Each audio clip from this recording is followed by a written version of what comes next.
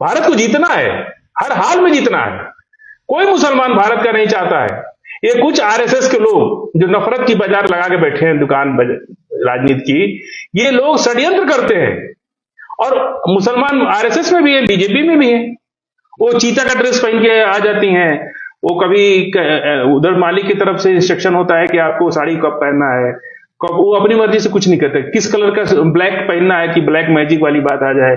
फिर किसी मुस्लिम फंक्शन में करना है तो हरे रंग का ड्रेस पहन लेना है, या कोई हिंदू का सेंटीमेंट चलाना है तो भगवा ड्रेस पहन के आ जाए। एंकर इस तरह तरह की, वो सब कुछ स्क्रिप्टेड है।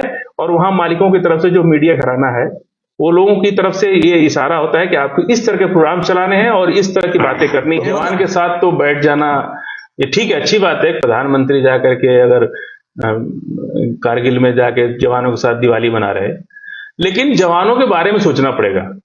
और इतना हजारों करोड़ लेके लोग पैसे भाग गए, लेकिन किसान आत्महत्या ये पार्ट 2 है।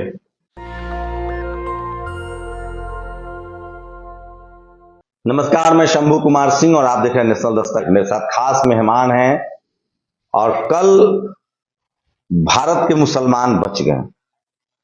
आप कल्पना कीजिए 1 मिनट के लिए कि भारत हार जाता मैच और पटाखे का मौसम था, किसी मुस्लिम मोहल्ले में पटाखा जलता, लोग कहते कि पाकिस्तान की जीत की खुशी में पटाखा जल रहा है और न जाने कितने एफआईआर होते। जबकि फैक्ट ये है कि एक शेड्यूल कास्ट बच्ची जो हॉकी टीम में थी, जब मैच हार गया था तो उन पर हमला हुआ था उत्तराखंड में, जबकि उसकी कप्तान रामपाल ने उस बच्ची की मदद की थी। सोचिए, Mohammed Shami T20 world cup पिछले में पाकिस्तान से भारत मैच हारा, मोहम्मद शमी को ट्रोल किया गया और उसके पक्ष में जब कप्तान विराट कोहली खड़ा हुए थे तो उनकी मासूम बेटी तक को गाली दी गई थी। और वो कौन लोग थे उसकी पहचान मैं जानता हूं। सोचिए, अर्शदीप सिंह जिन्होंने कल 3 विकेट लिया। एशिया कप में जब पाकिस्तान से भारत हार गया था, एक कैच छूट गया था, अर्शदीप को कैसे ट्रोल किया गया था। कल विराट कोहली जिन्होंने किसानों के समर्थन में ट्वीट किया था, मनीषा वाल्मीकि के समर्थन में ट्वीट किया था, मोहम्मद शमी के लिए ट्वीट किया था, उनको कैसे कप्तानी छीन ली गई। आज पूरा देश, पूरी दुनिया लहालोट है। लेकिन क्या सचमुच पाकिस्तान की जीत पर भारत का मुसलमान खुश होता है? मुझे ऐसा नहीं लगता है। कल जिस तरह से इरफान पठान सेलिब्रेट कर रहे थे, जिस तरह से उन्होंने गोद में उठाया विराट कोहली को, मेरे साथ फजील भाई हैं, कल्पना कीजिए अगर भारत हार जाता और पटाखे का मौसम है, दिवाली है, कोई मुसलमान मोहल्ले में जाके पटाखा छोड़ देता और कहता कि मुसलमान खुशी मना रहे हैं और एफआईआर भी दर्ज हो जाता। जी, ये बहुत संभव है जो माहौल देश का इधर चल रहा है। और मैं आपको बहुत पुराना, ये 1990 के आसपास रिलायंस कप हुआ था, याद होगा आपको, रिलायंस कप। एक सोची समझी साजिश के तहत देश में भारत और पाकिस्तान का एक सीरीज कराई गई थी। उस रिलायंस कप में मैं पढ़ता था उस समय, मैंने खुद जाके देखा कि मुस्लिम मोहल्लों में, हम हिंदू मोहल्ले में रहते थे, हमारे मोहल्ले के लड़के जाके मुस्लिम मोहल्ले में पटाखा छोड़ते थे। और हमने इतराज किया इस पर, और मैंने आके अपने घर में भी बताया कि ये लोग जाकर के वहां पटाखा छोड़ रहे हैं और फिर कह रहे हैं कि मुसलमान पटाखा छोड़ रहे हैं। चूंकि अब मैं बच्चा था और कोई मेरा मीडिया का वो था नहीं, लेकिन मुझे ये बात तब भी बहुत फील हुई थी। और मैं अपने परिवार में आके बताया इस बात को कि हमारे ही मोहल्ले के बच्चे, बगल में एक मुस्लिम मोहल्ला था, वहां जा करके और पटाखा छोड़ रहे हैं। और फिर ये बात फैला रहे कि मुसलमान, पाकिस्तान के जीतने से मुसलमान क्यों खुश होगा? भारत के जीतने से खुश होगा। हम गर्व से छाती हमारी चौड़ी होती है। भारत जीतेगा तो हम जीतेंगे ना। हमारा कोई रिश्तेदार पाकिस्तान बैठता है तो कहता है तुम्हारा भारत हार गया, तो हमको अच्छा लगता है क्या? भारत को जीतना है, हर हाल में जीतना है। कोई मुसलमान भारत का नहीं चाहता है। ये कुछ आरएसएस के लोग जो नफरत की बाजार लगा के बैठे हैं, दुकान राजनीति की, ये लोग षड्यंत्र करते हैं। और मुसलमान आरएसएस में भी है, बीजेपी में भी है। मुसलमान ऐसा नहीं कि बीजेपी में नहीं है, बाकायदा एक विंग है उनकी। तो वो लोग षड्यंत्र इसीलिए रखे गए हैं कि टोपी और दाढ़ी को लेकर के जा करके पटाखा छोड़ना और इस तरह की बातें फैलाना। बिल्कुल, भारत में मुसलमान हूं और मैं कह रहा हूं, मुझे विश्वास है, जो हम जितना मैंने देखा है, 99.99% मुसलमान भारत की जीत से खुश होता है। ये कोई 1% का कसक है, मतलब इसका मतलब? 1% का कसक है जो वो भाजपा के लोग हैं, भाजपा में जो मुसलमान हैं, वो नफरत अच्छा। फैलाने के लिए रखे गए हैं। वो मुसलमान भी नहीं है, उसी को मुनाफिक कहा जाता है। इस्लाम में उन्हीं को मुनाफिक कहा जाता है, जो इधर मुंह करके इधर बात करते हैं, उधर मुंह करते हैं तो उधर बात करते हैं। हिंदू के सामने हिंदू बन जाते हैं अच्छा, मुसलमान। ये तो मौसम था ना पटाखों का, पटाखा तो जलता दिवाली ही, थी, पटाखे का मौसम था। FIR होता है। FIR के कितने लोग जेल चले गए होते, कितना लोग जेल चले अच्छा, गए। कल एक तस्वीर आई है, ट्रेन में यूपी में 4 मुसलमानों ने नमाज पढ़ दिया, अब उनको सुने पुलिस खोज रही है। देखिए, हमारे देश में जब से हम लोग होश संभाले, ये तो हमेशा से स्टेशन पर नमाज के जब टाइम हो जाता है ना, तो 2 ही रकात पढ़ना है, सिर्फ फर्जे पढ़ना है, लेकिन पढ़ लेना है। वो कभी भी अभी देश के अंदर इतना प्यार करते थे लोग नमाजियों से, अब क्या हो गया, कहां से ये लोग आ गए, किस देश के लोग हमारे देश में आ गए, हम तो ये पूछना चाहते हैं। हम लोग भी नमाज पढ़ते हैं बहुत सी जगहों पर, रेलवे स्टेशन पर। कई बार हम लोग बच्चे थे, जब बारात जाती थी गांव से, तो बच्चे गांव में खुशी खुशी जाते थे, तो पूरी पूरी बाराती नमाज पढ़ लेती थी स्टेशन पर, और लोग पानी लाके देते थे, वजू बनाने के लिए अपना बर्तन देते थे, बहुत खुश होते थे कि ये लोग नमाज पढ़ रहे हैं। शानदार क्रिकेटर दिए हैं मुस्लिम, अजहरुद्दीन, इरफान पठान, मोहम्मद शमी अभी टीम में है, मोहम्मद अयूब, तमाम क्रिकेटर्स हुए हैं। अच्छा, ये जो आप तो टीवी पर भी जाते हैं, जो तमाम जो मुस्लिम जर्नलिस्ट हैं, वो लोग क्यों नहीं स्टैंड लेते हैं अपनी कम्युनिटी को लेकर, खासकर रूबिका, सईद अंसारी, रोमाना, ये सब तो देखते हैं, और बीजेपी नहीं, अब इसमें थोड़ा चीज तो हम करेक्ट करेंगे आपको। मुसलमान छोड़ दीजिए, हिंदू भी मुसलमान का पक्ष लेता है, लेकिन नौकरी चली जाएगी उसकी। बहुत से एंकर्स भले वहां बोलते हैं, लेकिन दिल से अच्छे हैं। ये क्या बात हो गई, मालिक सर, मालिक नहीं, तो आप नौकरी के लिए देश को गर्त में डाल दीजिए। बिल्कुल, वो एंकर वो ये कहता है कि हम समाज सुधारक नहीं है, हम भैया अपने बच्चों का पेट पालने आए। ये पत्रकार कहता है, पत्रकार करता है, कहता है कि रिकॉर्ड कर लेते हैं कभी, बोलता है कि हम पतंग की नौकरी करेंगे तो हमको पतंग ना बनाना पड़ेगा, हम तो नौकरी कर रहे हैं। भाई, तो इससे चालू बेचिए, आप पत्रकार बनेंगे। आप मान लीजिए, एक बार बताइए, सेना में नौकरी करेंगे और जब युद्ध होगा तो आप भाग जाएंगे। पत्रकार हैं, आपका काम सरकार से सवाल पूछना है। नहीं, सरकार से सवाल नहीं पूछना है, सरकार को पॉजिटिव दिखाना है, नेगेटिव होने के बाद ही पॉजिटिव दिखाना है। मुसलमान की तो बात छोड़ दी, मुसलमान तो 1-2 हैं, बाकी 60% जो एंकर हैं वो बहुत अच्छे हैं। और बहुत अच्छी बात, दलित, OBC, SC, ST सब चीज समझते हैं वो लोग। लेकिन उसके बावजूद भी उनके मुंह जो है स्क्रिप्टेड होता है, सामने आता है, वही पढ़ना है उनको, और उनको बता दिया जाता है कि यही बात करनी है। ये मालिक का प्रॉब्लम है, एंकर का या मीडिया में जो काम करने वाले लोग हैं। देखिए, वो कर्जा लेके पढ़े हैं, बैंक से कर्ज लिए हैं वो लोग, नौकरी नहीं करेंगे तो बैंक वाला कल घर को RC भेज देता है। वो लोग बहुत दबाव में हैं, बहुत मोटा पैसा कर्ज लेकर के जर्नलिज्म का कोर्स करके कई साल मेहनत करने के बाद आज वो एंकर तक पहुंचे हैं। उनके जीवन में एक उनकी यही है कि हम एंकर बन के फला टीवी पर, फला चैनल पर, फला प्रोग्राम में करें। 1-2 लोगों को मैं कह सकता हूं कि वो लोग अंदर से उनकी विचारधारा अच्छी नहीं है, लेकिन बाकी लोग मजबूरी में करते हैं, उनको अपनी नौकरी बचाना है। अच्छा, कोई इतना पढ़ लिख करके आलू क्यों बेचेगा, सवाल इस बात का है। थोड़ा सा ईमान बेचना तो कोई बड़ी बात नहीं है, ईमान बेच लेगा काम ठीक है, आलू क्यों बेचेगा, ईमान बेच लेना तो कोई बड़ी बात नहीं है, नौकरी कर रहा है ना वो। क्या बात कर रहे हैं आप? सर, एंकर तो हम कह रहे हैं, एंकर की देखिए, अब वो जमाना नहीं है, डॉक्टर लोहिया और डॉक्टर अंबेडकर साहब वाला जमाना नहीं है।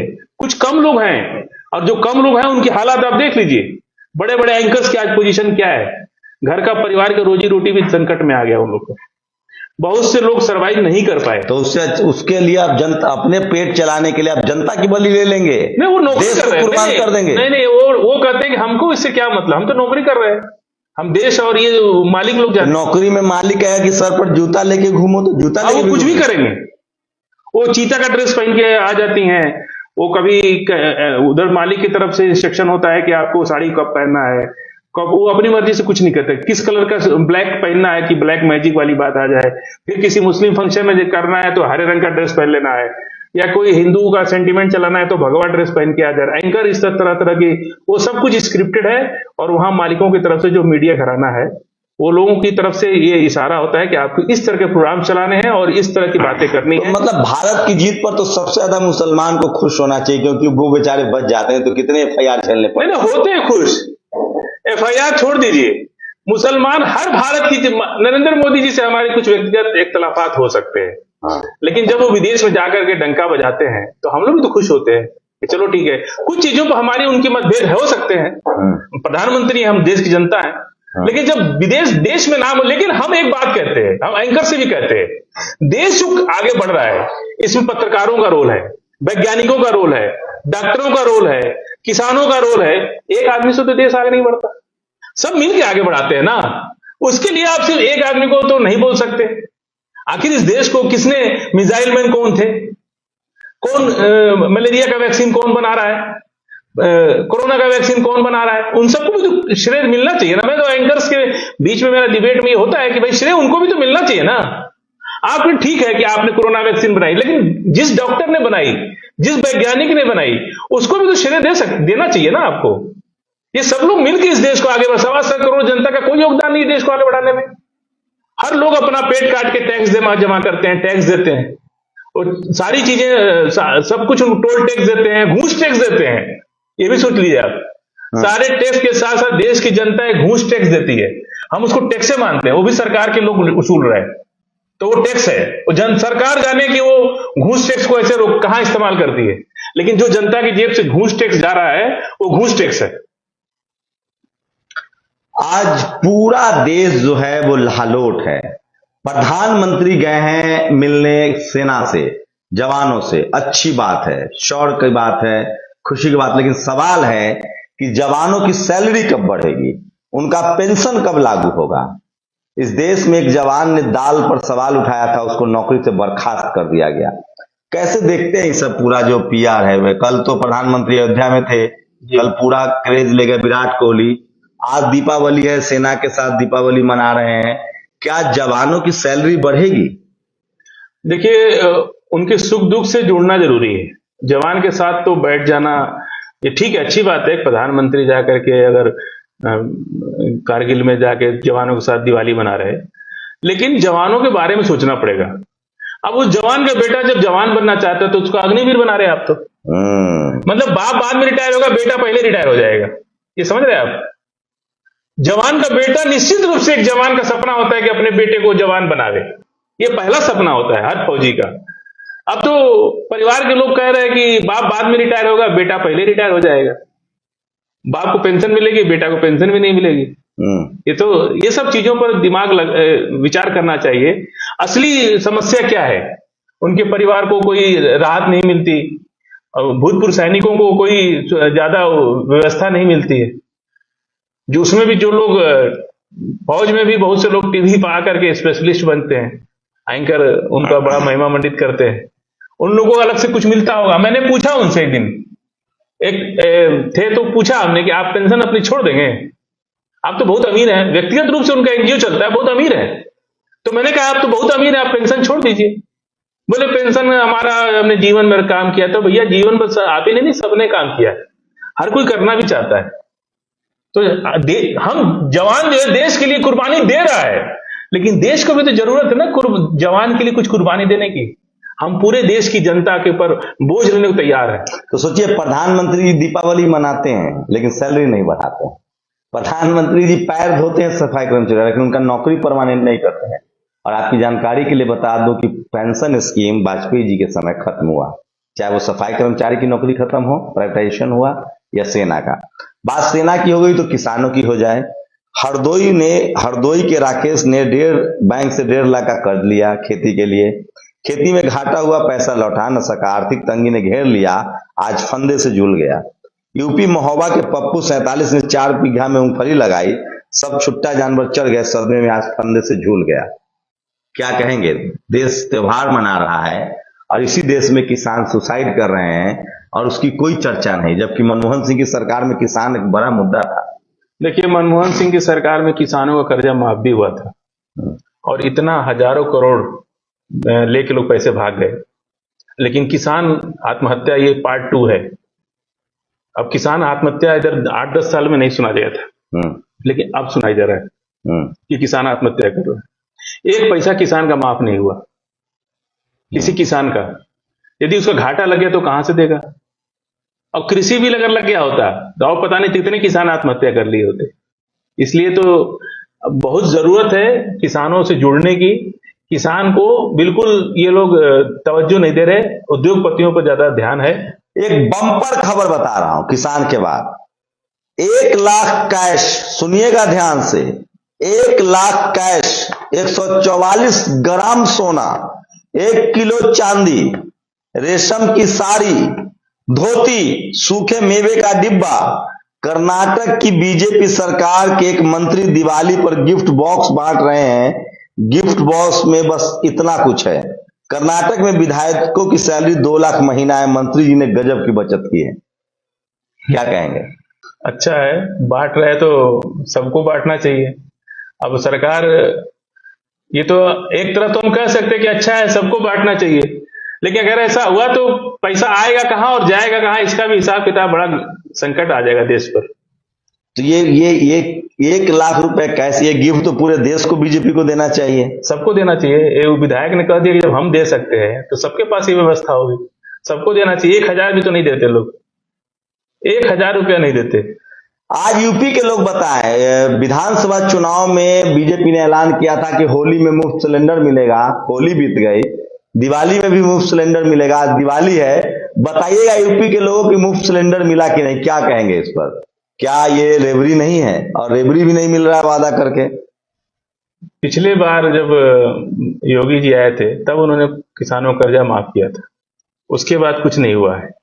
और लगातार किसान, इधर कोरोना से किसानों की स्थिति खराब हुई है, क्योंकि फसल काटने में भी पुलिस पकड़ती थी, फसल बोने में भी पुलिस पकड़ती थी, और भारी जुर्माना लगाते थे और बहुत परेशान करते थे।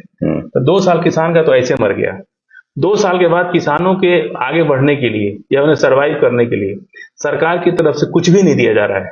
उत्तर प्रदेश तो किसान के लिए अब खत्म, भूल जाइए कि अब उत्तर प्रदेश में किसान, या देश में भी उद्योगपतियों के लिए, बिजनेसमैनों के लिए तमाम योजनाएं बनेंगी, लेकिन किसान के लिए आप मत सोचिए कि कोई योजना बनेगी। ये दिवाली बोनस देना चाहिए था। कोरोना से लगातार 2 साल किसान दिवाली नहीं मनाया, होली नहीं मनाया, कोई त्योहार नहीं मनाया, और फसल भी नहीं हुई। और आपसे बता दें कि लड़कियों की शादियां तक रुक गई हैं पैसे के अभाव में। किसान की शादी नहीं कर रहे किसान बच्चों की अपने, कि अभी वो 2 साल से कोरोना से उबरे नहीं है, तो अभी उनके हाथ में कुछ है नहीं, इसलिए ये स्थिति है। तो सोचिए कि एक तरफ देश में किसान, 2 किसानों ने यूपी में सुसाइड किया है, कर्नाटक में बीजेपी के मंत्री 1-1 लाख रुपए कैश बांट रहे हैं, और शुक्र हो कि भारत जीत गया। उसकी तो खुशी अलग है ही, मुसलमान बेचारे बच गए, उसकी बड़ी खुशी है। नहीं तो कहीं पटाखा जलता और मुसलमान जिम्मेदार हो जाता। एक आखिरी सवाल फजील भाई की, क्या लग रहा है सरकार जो चल रही है, देश, आप तो अर्थव्यवस्था के भी जानकार हैं, प्रधानमंत्री लगातार, आज तो जवानों के साथ हैं, अभी लगातार अयोध्या, बद्रीनाथ, केदारनाथ लगातार दौरा कर, अभी विदेश दौरा पर नहीं जा रहे, भारत दौरा में है। क्या देख रहे हैं? भारत तरक्की कर रहा है और विपक्ष जल रहा है। राहुल गांधी इसलिए रोड यात्रा कर रहे हैं। देखिए, देश की जनता, 1.25 करोड़ जनता, कोई बचा नहीं है। जीएसटी सबसे ले रहे हैं, अमीर गरीब, रिक्शा वाला, भिखारी तक भी जीएसटी दे रहा है। तो देश तो कुछ बचा नहीं। ये एक राजकोष होता है तो देश की जनता देती है। इस देश में एक धर्म नहीं है, इस देश में आदिवासी का सरना धर्म है, बुद्धिस्ट है, ईसाई है, सिख है, मुसलमान है, ये बड़े बड़े धर्म है। अभी छोटे छोटे बहुत से धर्म है। तो आप जो राजकोष का पैसा खर्च कर रहे हैं एक ही धर्म पर, मंदिर घूम रहे, 4 धाम जा रहे, वहां जा रहे, इस पर सबका हक है ना। ये राजकोष का पैसा खर्च हो रहा है। जब प्रधानमंत्री जाते हैं तो हजारों पुलिसकर्मियों की ड्यूटी, उनका टीए डीए, खाना पीना, और उसके बाद मंदिरों का जीर्णोद्धार भी सरकारी पैसे से हो रहा है। जो दीप उत्सव हुआ है, ये सरकारी पैसा लगा ना इसमें, मानते हैं आप इसको? तो सरकारी पैसे में सबका हक है ना। हमको ईद की समय भी सरकार को खिलानी चाहिए। सरना का, आदिवासी का धर्म हो तो उसको भी पैसा देना चाहिए, बुद्ध के लिए भी पैसा देना चाहिए। बहुत बड़ी संख्या इस देश के अंदर आदिवासी, बौद्ध धर्म, ईसाई, सिख, मुसलमान, सभी 5-7 तो मेजर धर्म है, इसमें बड़े धर्म है, जिसमें करोड़ों में जिनकी संख्या है। तो ये जो अन्याय हो रहा है, हमको कोई दिक्कत नहीं है, आप 100 मंदिर बनाइए। इस देश के हिंदू समाज के पास बहुत पैसा है, वो बना लेते मंदिर, सरकार को उस पर पैसा खर्च करने की जरूरत नहीं है। यदि सरकार कर रही है तो बिल्कुल गलत कर रही है। राजकोष पर सबका अधिकार है बराबर का। किसी एक धर्म पे आप पैसा नहीं खर्च कर सकते। अगर नैतिकता है तो सोचेंगे, नहीं तो नहीं सोचेंगे, कोई दिक्कत नहीं है। पब्लिक को झेलने की आदत है, झेलेगी। लेकिन हमारा ये कहना है, ये देश जो है आदिवासी है, बुद्धिस्ट है, आदिवासी का सरना धर्म है, बुद्धिस्ट धर्म है, ईसाई धर्म है, सिख धर्म है और मुसलमान भी धर्म है। सारे लोगों पर बराबर सबका हक है इस राजकोष पर। जीएसटी तो सब लोग देते हैं ना, बुद्धिस्ट भी देते हैं, ईसाई भी देते हैं, सरना वाले भी देते हैं, आदिवासी भी देते हैं, मुसलमान भी देते हैं। तो जब राजकोष का निर्माण वही होता है ना, राजकोष। आप राजकोष का पैसा तो एक ही धर्म पे, एक ही मंदिर पे, एक ही चीज पे खर्च कर रहे हैं। दिवाली दीप उत्सव जो है आप सरकारी पैसे से मना रहे हैं, कितना खर्च हो रहा है उस पर। और आप देखिए दलित बच्चे वो तेल बटोर रहे जाकर के वहां, देखा आपने? मतलब मुझे तो नींद नहीं आएगी अगर मुख्यमंत्री हम हो और हमारे राज्य में दीप का तेल जो है गरीब बच्चा बोतल में डाल रहा है। बहुत दुख होता है देख करके। इससे अच्छा उस गरीब को 1 लीटर तेल दे देते। क्यों वहां आकर के बेचारे वो तेल डाल रहे, दिया करके बुझी हुई दिया तेल बोतल में इकट्ठा करके और दे रहे। तो ये चीज ठीक नहीं है। इसको राजकोष का अधिकार सबका है, तो जो भी प्रधानमंत्री जी कर रहे हैं वो सभी धर्मों के लिए उनको करना चाहिए। वो एक धर्म के प्रधानमंत्री नहीं है, पूरे देश के प्रधानमंत्री हैं। सभी धर्मों का सम्मान करना चाहिए उनको बराबर, और पैसा भी उस बराबर खर्च करना चाहिए। कल एक सुभारती विश्वविद्यालय की एक मुस्लिम छात्रा ने सुसाइड कर लिया क्योंकि वो परेशान था, और बानिया शेख उनका नाम था, और जो आरोपी है वो हिंदू है। अगर यही खेल उल्टा होता, लड़की तो लव जिहाद हो जाता है, तो लव जिहाद हो जाता। चलिए, चंद्रशेखर रावत ने पीड़ित परिवार से जाके बात की, लेकिन मुझे आज प्रधानमंत्री को थैंक यू कहना पड़ेगा कि उन्होंने भारत के जवानों के साथ दीपावली मनाई है। लेकिन सवाल वही है कि उनकी सैलरी कब बढ़ेगी। पूरी बातचीत पर आप लोग अपनी प्रतिक्रिया जरूर दीजिए। शुक्रिया, शुक्रिया फजील भाई।